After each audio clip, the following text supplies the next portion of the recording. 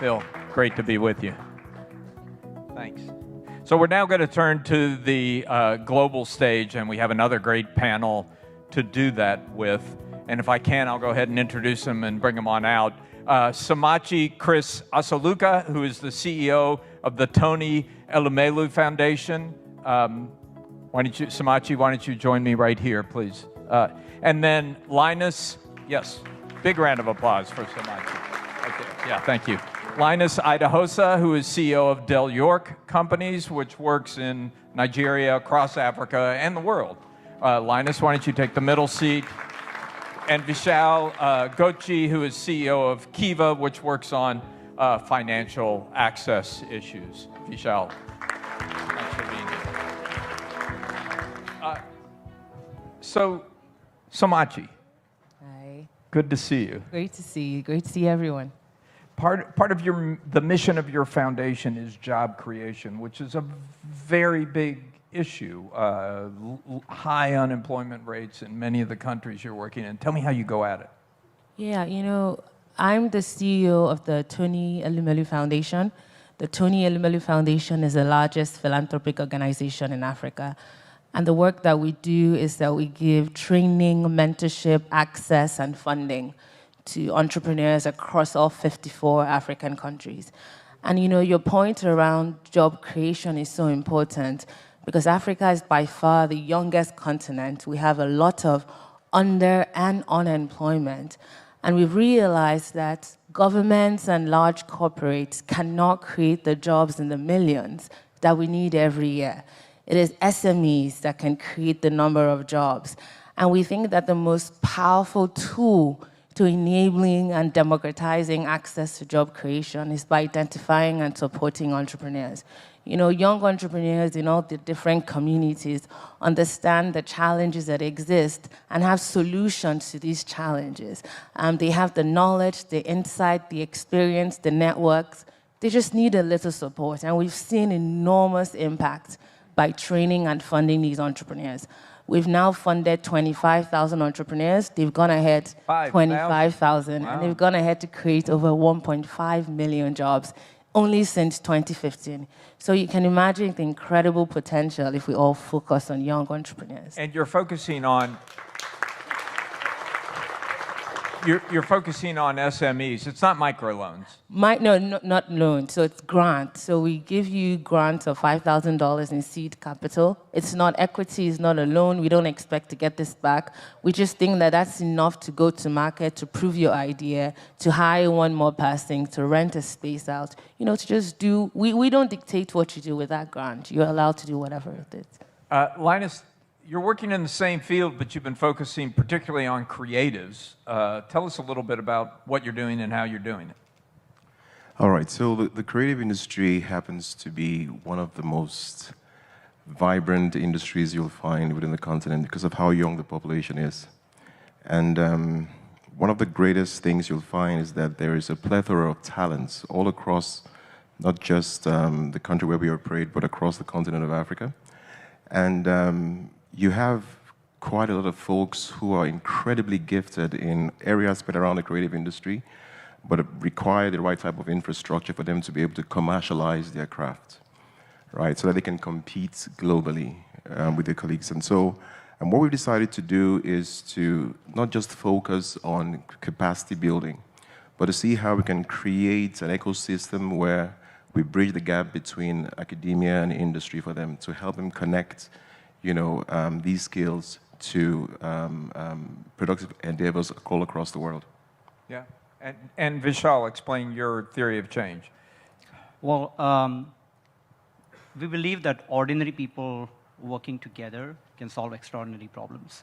And the way we've done that over the last 20 years at Kiva is helping people get together, pool their money, and help support entrepreneurs all across the world who are facing the world's toughest challenges.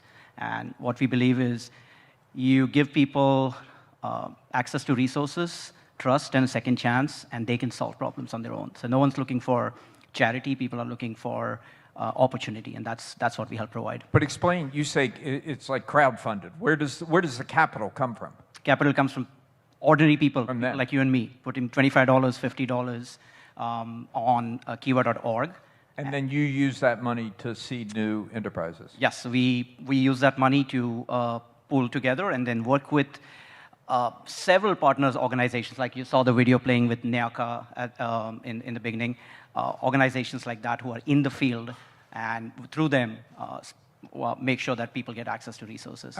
Linus, you mentioned skills. Skills is a critical piece of this, I assume, for all three of you. How do you give people the training and the skills and the understanding they need to build successful businesses? Do you have a special methodology for that? What's your secret? Yeah, there's something that we've called the skill industry, which is a proprietary model that we have designed for how we train people. Because what we observed was that quite a number of people get trained. Most of the universities you have across the country, you find people who are trained in the theoretical aspects of the skills that they want to work in. But when it comes to production, it's a totally different game. So what we're trying to do is to create a space where people are trained, but at the same time they can produce within the same location. So that's how we termed it skill industry. So if you are a filmmaker, for example, you have a studio where you can hone your skills. If you are, let's say, a fashion designer, you have a place where you can actually hone your craft within the same location.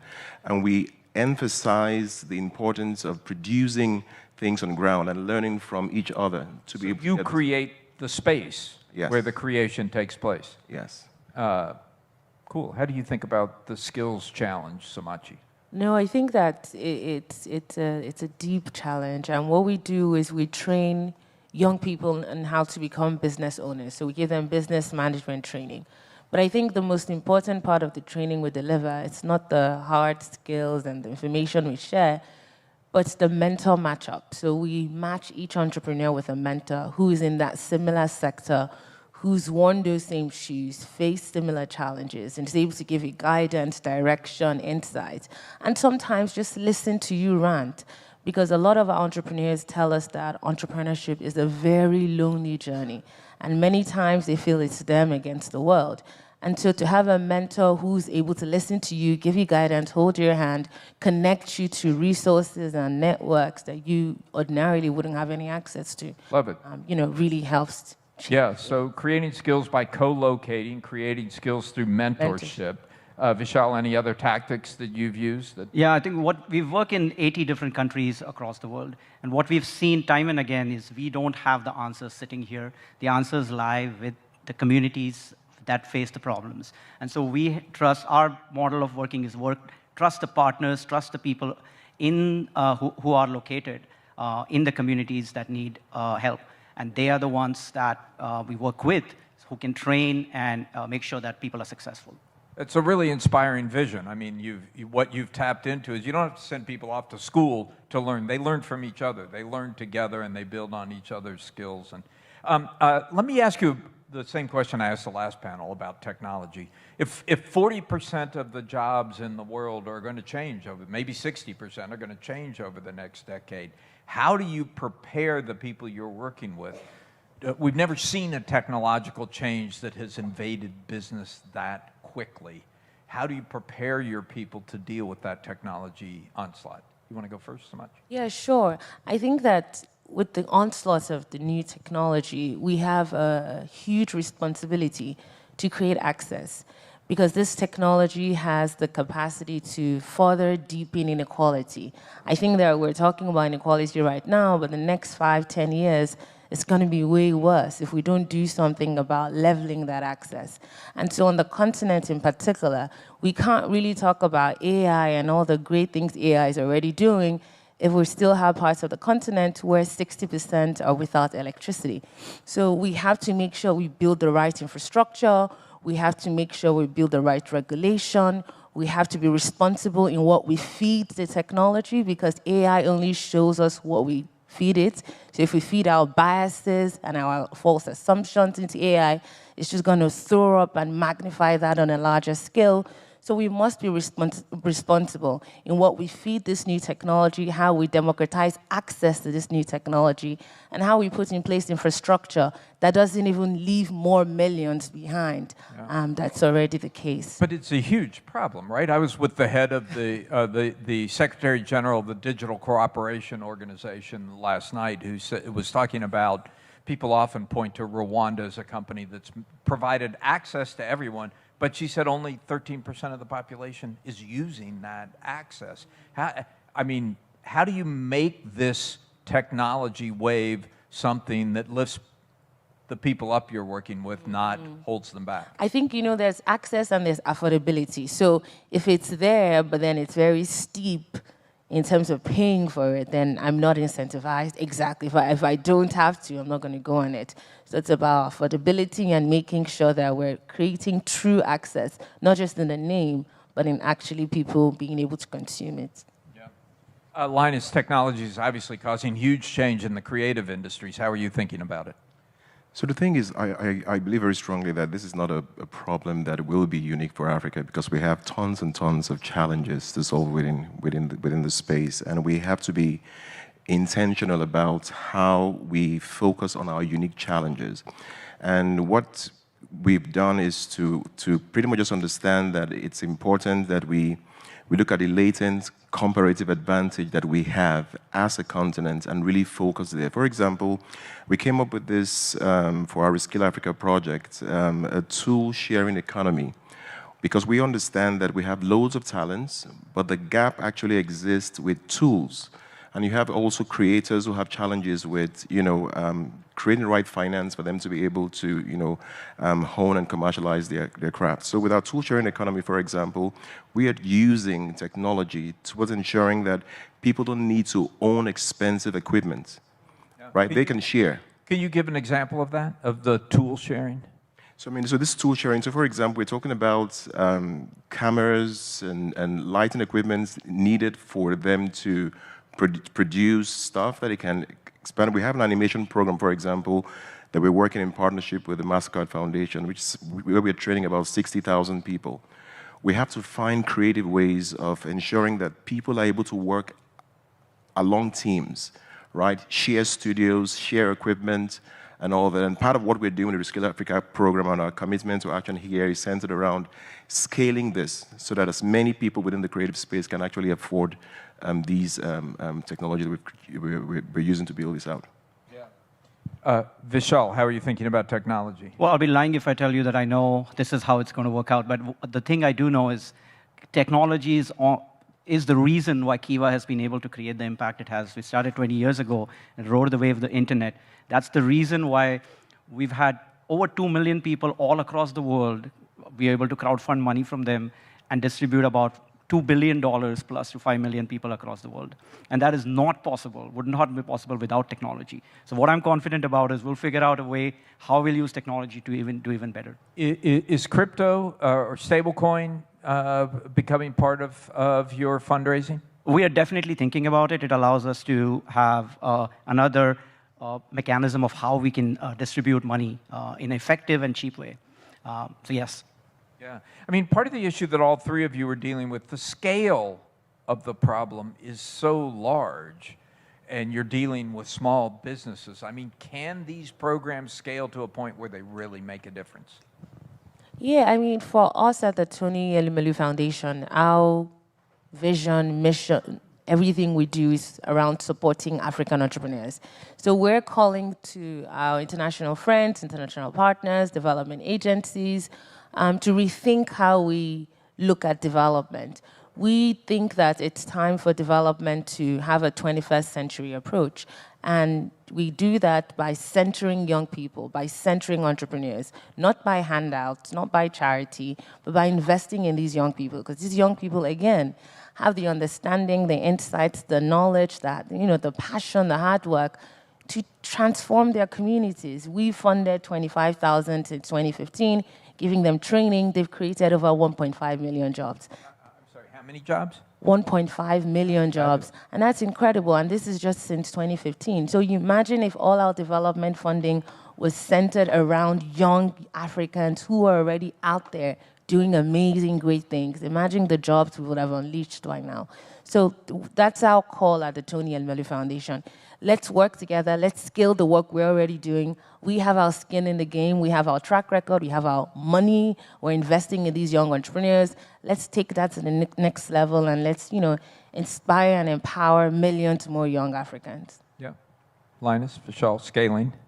Yeah, I mean, for us, we've identified some very key sectors that will be indispensable to the growth of the industry generally, and the animation industry plays a huge role. Quite a number of studios in different parts of the world are looking at countries like in the Philippines, India, and all of those places to outsource talents. But the challenge we've always had in Africa is not the scarcity of talent, but it's actually the scarcity of systems.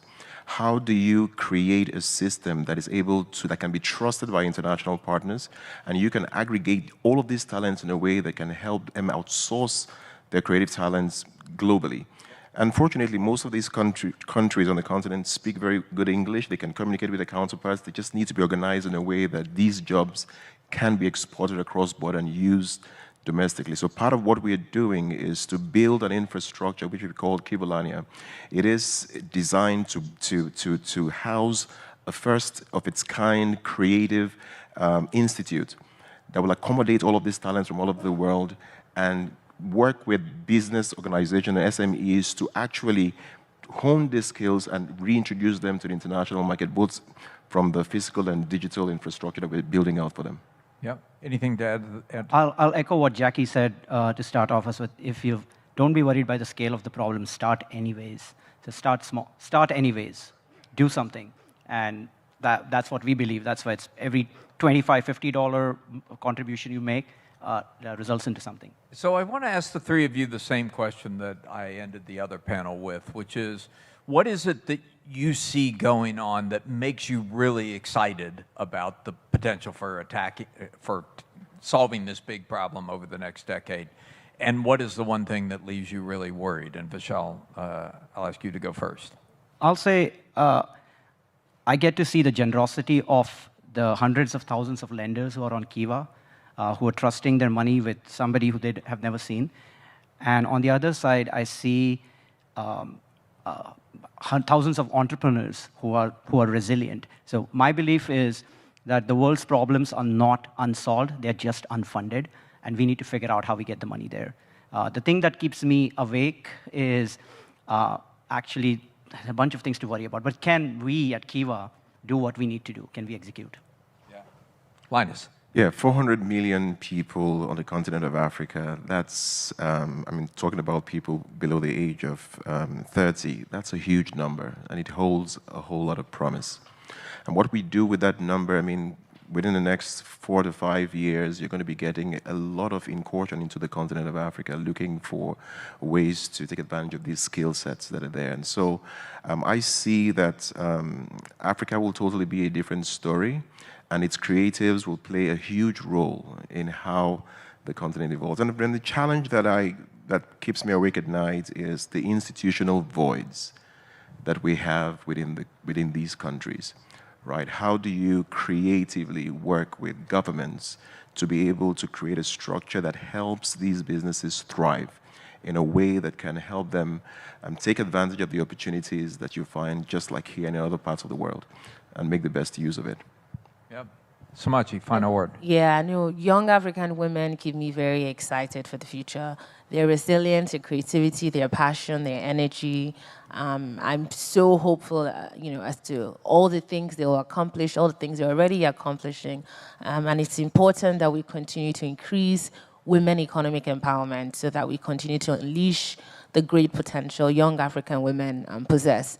The thing that keeps me up at night, I don't like how so many countries are looking inwards. I think that globalization is a great thing, and I think that that's something we must continue to encourage. We must continue to get more partnerships between countries, and so that's something that concerns me, definitely. It's both great points, but I have to say the three of you have left me more optimistic, so thank you for that contribution. A round of applause, please, for this panel.